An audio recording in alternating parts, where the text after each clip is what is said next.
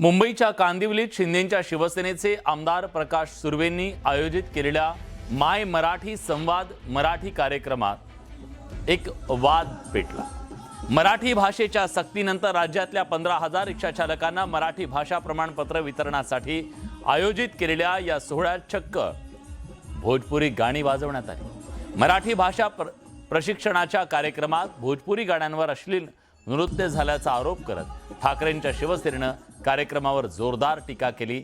या कार्यक्रमाला उपमुख्यमंत्री एकनाथ शिंदे आणि परिवहन मंत्री प्रताप सरनाईक उपस्थित होते। त्यांच्या समोरच भोजपुरी गाण्यांवर नृत्याचा ठेका धरण्यात आल्यानं वादाला तोंड फुटलं। भोजपुरी अश्लील गाण्यांवरती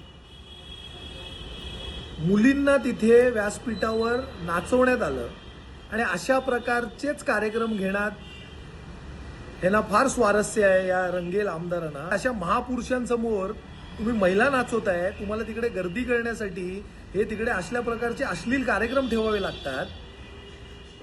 तर ह्याचं खरं तर उत्तर हे त्या रंगील आमदार आणि त्या रंगेल आमदारांचे जे काय ते शहा सेनेचे प्रमुख आहेत ना इथले महाराष्ट्रातले, त्यांनी उत्तर देणं गरजेचं आहे। प्रकाश सुर्वेंकडून तुम्ही काय अपेक्षा करणार? दहीसरमध्ये किसिंग ब्रिज अजून पण आहे चांगला, व्यवस्थित रिक्षावाला नेऊन सोडतो तिथे दहीसरमध्ये।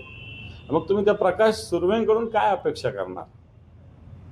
मराठी नीतिमत्ता याच्याविषयी काय अपेक्षा करणार? पूर्ण जो कार्यक्रम जो होता तो मराठीच्या वरतीच आधारित होता। एक भोजपुरीचा स्किट लोकांच्या मागणीवरून घेऊन त्यांनी करण्याचा प्रयत्न केला होता आणि तेवढंच दाखवण्याचा प्रयत्न काही लोकांनी केला। काही हिंदी गाणी ठेवली असेल तर मी व्यासपीठावरच त्यांना स्पष्टपणे सांगितलं असतं की शेवटी ही मराठी शिकावं, मराठी जास्तीत जास्त लोकांपर्यंत पोहोचावं, मराठी अस्मिता कायम ठेवावी, यासाठी आपण मराठी भाषा अभियान राबवलं। त्यामुळे तिकडे मराठी गाणं किंवा मराठी गाण्यांचा कार्यक्रम असणं स्वाभाविक आहे। त्यांनाही ती चूक कळली। आदरणीय एकनाथ शिंदे साहेब जे पक्षाचे प्रमुख नेते आहेत तेही व्यासपीठावर आल्यावर त्यांनीही प्रकाश सुर्वेंना त्या पद्धतीनं सूचना केलेली आहे। त्यामुळे काही चुका काही लोकप्रतिनिधींकडनं केल्या अनावधानानं केल्या गेल्या असतील तर त्या अनावधानानं आहेत, त्यामुळे त्याकडे एवढं बारकाईने लक्ष देण्याची गरज